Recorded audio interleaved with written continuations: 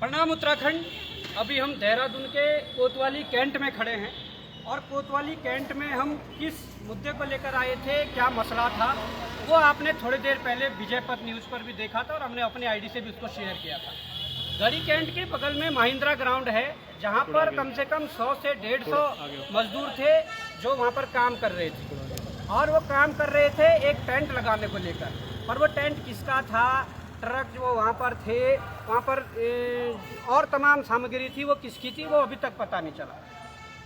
जब हमने ये बात वहाँ पर रखी तो वहाँ से पूरी लेबर भाग गई, वहाँ पे ट्रक साइड कर दिए गए, वहाँ पे 3 पिकअप भाग गए।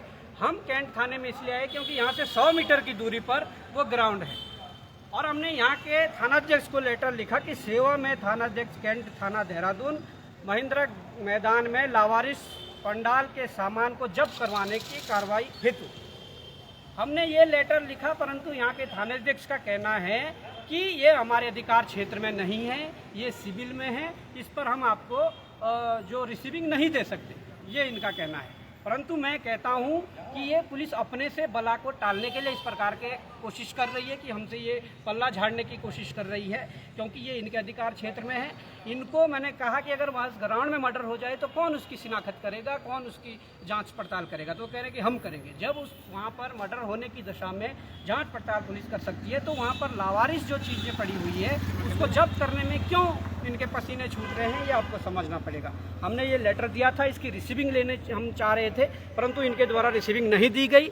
ये वीडियो इस उद्देश्य से भी बनाया जा रहा है, कल के दिन माननीय न्यायालय नैनीताल में ये बात जाएगी तो वहाँ पर इस बात को रिकॉर्ड किया जा सके, देखा जा सके कि किस प्रकार से चीज़ें हुई है, क्या ऊपर से प्रेशर है, क्या और सारी चीज़ें हैं, वो भी देखने लायक बातें होगी। तिरुवन भाई, आपने लेटर लिखा था, इसमें हमने केवल सामान को जब्त करने की बात की गई थी, परंतु अभी तक दरअसल समझिएगा अभी तक क्या हो रहा है, ये एक कृषि विभाग का यहाँ पर एक मेला लगना है। उस मेले को लेकर कई सारे ठेकेदारों ने आवेदन किया होगा कि टेंट हम लगाएंगे, ठीक हो गया जी।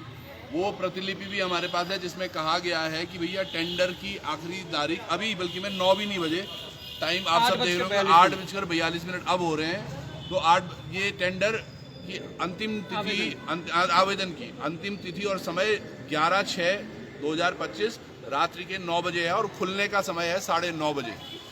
और लाइट गई है या चली गई, जो भी है, देखो लाइट गई है या भगाई गई उसका भी कोई वो नहीं है। नहीं कोई वो नहीं है। 9:30 बजे है ना। पॉइंट क्या है, अब 9:30 बजे तक ये खुला ही नहीं। 9:30 बजे जब खुला ही नहीं टेंडर, तो 9 तारीख से वो सामान वहां पर कैसे गिरना शुरू हो गया, ये एक बड़ा प्रश्न है जिसको हम पूछ रहे हैं।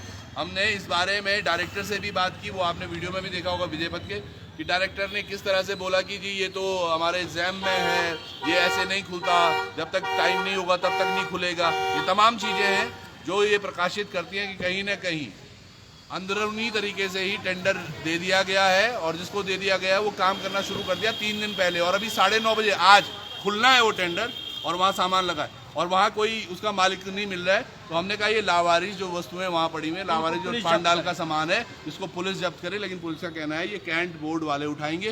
तो एक पत्र हम कैंट में भी देंगे और एक ये थाने में भी दिया रिसीविंग का। हाँ, रिसीविंग नहीं हुई है क्योंकि इनका कहना है ये कैंट बोर्ड में है, कैंट वाले इसको रिसीव करेंगे, थाने वाले नहीं करेंगे। तो ये लीगल प्रोसेस जो है ये बाद में देखा जाएगा। अगर पुलिस अपना पल्ला झाड़ने के लिए ये कह रही है कि इस पे रिसीविंग नहीं दे सकती, तो पुलिस को भी बाय नेम पार्टी माननीय उच्च न्यायालय नैनीताल में बनाया जाएगा, क्योंकि ये छोटा विषय नहीं है, मामला गंभीर है। और जिस टेंडर के आवेदन की तिथि आज तारीख को 9 बजे तक है और उसके बाद 9:30 बजे टेंडर खुलना है, 9:30 बजे पता लगना है कि किसको वो टेंडर मिलना है, उससे 2 दिन पहले 3 दिन पहले वहाँ पर सामान गिर रहा है, सामान टेंट लग रहा है, तो ये निश्चित ही एक बड़ा घोटाला, बड़ा भ्रष्टाचार है। 1.25 करोड़ रुपए लगभग का ये टेंडर है। और एक जो लेबर भाग रही थी वो कहता मैं सहारनपुर से हूँ। बिल्कुल, हम सहारनपुर से आए। जो लेबर को लेकर आया था उससे बातचीत हुई, उसने कहा कि सहारनपुर का ठेकेदार है जिसने हमें यहाँ पर भेजा है। जो और इनके ट्रक वालों से पूछा गया तो उनके पास ई-वे बिल भी नहीं है। अब ये 2 दिन का टेंडर लगना है, टेंट लगना है। 2 दिन के टेंट की कीमत अगर सोचिएगा 1.25 करोड़ रुपए तक जा रही है, तो कितना इसमें घोटाला है, कितना घपला है। और अभी जब टेंडर खुला ही नहीं तो सामान कैसे पड़ा हुआ है। चलिए, तो जय हिंद, जय भारत, जय उत्तराखंड साथियों।